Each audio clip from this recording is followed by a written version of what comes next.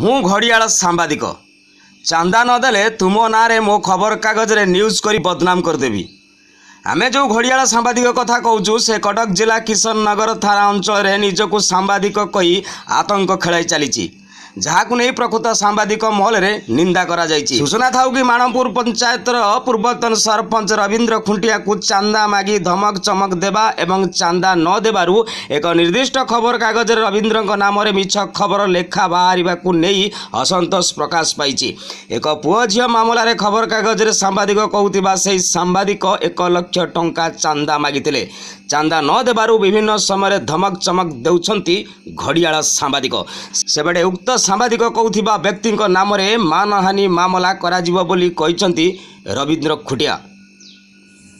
ରବୀନ୍ଦ୍ର ଖୁଣ୍ଟିଆ ପୂର୍ବତନ ସରପଞ୍ଚ, ଏବେକାର ସରପଞ୍ଚ ପ୍ରତିନିଧି ମାଣପୁର ପଞ୍ଚାୟତ। ଆପଣ ସେ ବିଷୟରେ ତ କିଛି ନାହିଁ। ଏ ଯେଉଁ କେସ୍ରେ ବାହାର କରିଛି, ଏ ଯେଉଁ କେସ୍ରେ ଇଏ ଆମ ୱାର୍ଡ଼ ମେମ୍ବର ବି ପାଖରେ ଅଛି, ସେ ୱାର୍ଡ଼ ମେମ୍ବର ବି ସେ ସବୁ ଜାଣିଛି। ସିଏ ଡକେଇକିରି ସେ ଲୋକକୁ ଆଣିଥିଲା ମୋ ପାଖକୁ। ସେ ଯେଉଁନ କେସ୍ ହେଲା ତା 7 ଦିନ ପରେ ମୋତେ କହିଲା ଆସି ଯେ ଯେଉଁ ମୁଁ ଏ ଓକିଲ ଠିକ୍ କରିଛି, କେସ୍ କରୁଛି। ମୁଁ କହିଲି ତୁ କେସ୍ କରିବୁ, ମୋର ତା ଦେହରେ କ'ଣ ଭୂମିକା ଅଛି? ଆଉ ତାପରେ ମୋଠୁ ମୁଁ ତାକୁ ଖାଲି ସପୋଜ ଏଇ ଘର ବାଲି ପଚାରିଲି।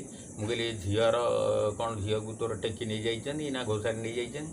ନା ନାହିଁ, ସେସବୁ କିଛି ନାହିଁ। ସେ ଝିଅର ତା ସାଙ୍ଗରେ ଫୋନ୍ରେ କଣ୍ଟାକ୍ଟ ଅଛି। ଯେଉଁ ଆପଣ କହୁଥିଲେ ଯେଉଁ ସାମ୍ବାଦିକ ଘଡ଼ିଆଳି ବୋଲି ଯାହାକୁ କହୁଛନ୍ତି ଆପଣ, ସେ ବାରମ୍ବାର ଆପଣଙ୍କୁ ଧମକ ଚମକ ଦିଏ ଚାନ୍ଦା ପାଇଁ। ହଁ, ସିଏ ତା ପୂର୍ବରୁ ବହୁତ ଥର ବି ଏମିତି ଆମ ଘର ଯାଇ ପଳେଇ। କିଏ ସେ ଘଡ଼ିଆଳ ତ କହେ। ମୁଁ ତାକୁ କେଉଁ ଖବର କାଗଜ ବୋଲି କହୁଛନ୍ତି? ନିର୍ଭୟ ପେପର। ସେ ଆପଣଙ୍କୁ କାହିଁକି ମାନେ ଚାନ୍ଦା ମାଗେ ସବୁବେଳେ? ହଁ, ସେ ଚାନ୍ଦା ଆସାରେ ଏବେ ଥରେ ଆସିଲା, ଅଫିସ ମାଧ୍ୟମରେ ଥରେ ଆସିଥିଲା। ଆଉ ଏବେ ଥରେ ଫୋନ୍ରେ କହିଲା ଏ ଯେଉଁ କେସ୍ରେ ଝିଅ ପୁଅ କେସ୍ରେ ତମେ ତା ଦେହରେ ମୁଣ୍ଡ ପୁରାଅ, କିଛି ପଇସା ତାଠୁ ସେ ପୁଅବାଲାଠୁ। ମୁଁ କହିଲି ସେ ପୁଅବାଲା କିଏ? ସେ ଇଏ ମୋ ପାଖକୁ ତ ସେ କେସ୍ ଆସିନାହିଁ, ମୁଁ କ'ଣ ଆଦେହରେ ମୁଣ୍ଡ ପୁରେଇବି?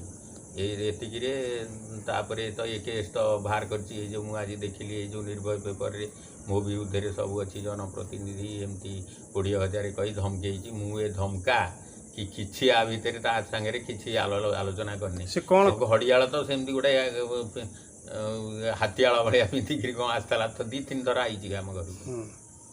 ସାମ୍ବାଦିକ ଯଦି ଜଣେ ପ୍ରତିନିଧି ଥାଇକିରି ଏମିତି ବି ଆହୁରି ଗୋଟେ ଅଲଗା ସାମ୍ବାଦିକ, ଯଦି ଜଣେ ପ୍ରତିନିଧି ଥାଇକିରି ତାର କ'ଣ ଅସୁବିଧା ଅଛି କି କ'ଣ ଅଛି, କିଛି ନ୍ୟୁଜ୍ ନ ପଚାରିକି ଅନ୍ୟ ସାମ୍ବାଦିକ ଭାଇମାନେ ବି ଅଛନ୍ତି, ସେମାନେ ବୁଝୁଛନ୍ତି କି କମ୍ପ୍ଲେନ୍ ଗଲା ପରେ କ'ଣ ଅସୁବିଧା ହେଇଛି। କିନ୍ତୁ ଘଡ଼ିଆଳ ବାରମ୍ବାର କିଛି ନାହିଁ ବାହାର କରିଦେବାଟା, ଏସବୁ ଏଇଗୁଡ଼ାକ ହେଉଛି ଚାନ୍ଦା ନ ଦେବାରୁ ଏମିତି। ହଁ, ଏସବୁ କିଛି କାରଣ ନଥାଇ ବାହାର କରିବାର କାରଣ କ'ଣ?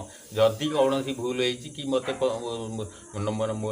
ଟେଲିଫୋନ୍ ନମ୍ବର ତ ପ୍ରାୟ ସବୁଆଡ଼େ କି ସମସ୍ତଙ୍କ ପାଖରେ ଅଛି, କି ଫୋନ୍ କରି କହିଥାନ୍ତେ କି ଏ କେସ୍ରେ କ'ଣ ହେଇଛି, କିଛି ନାହିଁ। ମୋଠୁ ବୁଝିଥାନ୍ତା କି ମୁଁ ତାକୁ କେତେବେଳେ ଯାଇ ଧମକେଇଥିଲି ଯେ 20,000 ଟଙ୍କା ନେଇକିରି ଏ କେସ୍ ଉଠେଇ ଦେ, କି କେହି ଜଣେ ସାକ୍ଷୀ ବି ଅଛି ତା ଦେହର, ସେସବୁ କିଛି ନାହିଁ। ଏଇଟା ବାହାର କରିବାଟା ଏଇଗୁଡ଼ା ବହୁତ ମାନେ ଅପ୍ରୀତିକର କାର୍ଯ୍ୟ। ସରପଞ୍ଚଙ୍କ କିଛି ଆଦେହରେ ଭୂମିକା ନାହିଁ। ସେ ଦଲାଲି ଯେଉଁ ଆମ ସାମ୍ବାଦିକ, ସିଏ ଆମକୁ ବଦନାମ କରିବା ପାଇଁ, ସରପଞ୍ଚକୁ ବା ଆମ ପଞ୍ଚାୟତକୁ ବଦନାମ କରିବା ପାଇଁ ଏମିତି କରୁଛନ୍ତି, ବାରମ୍ବାର ଏମିତି କରୁଛନ୍ତି। ଆଉ ଘଡ଼ିଆଳ ସାମ୍ବାଦିକ କି ଆମର ଯେଉଁ ନିର୍ଭୟ, ଆମେ ବର୍ତ୍ତମାନ ଆମେ କୋର୍ଟର ଆଶ୍ରୟ ନେବୁ, ନହେଲେ ଆପଣମାନଙ୍କ ସାମ୍ବାଦିକମାନଙ୍କ ଉପରେ ବିଶ୍ୱାସ ତୁଟି ଯାଉଛି ଏମିତି କଲାବେଳକୁ। କଟକ ସଦରରୁ ତାପସ ରାଉତରାୟଙ୍କ ରିପୋର୍ଟ, ନ୍ୟୁଜ୍ ଭରସୁଡ଼ିଆ।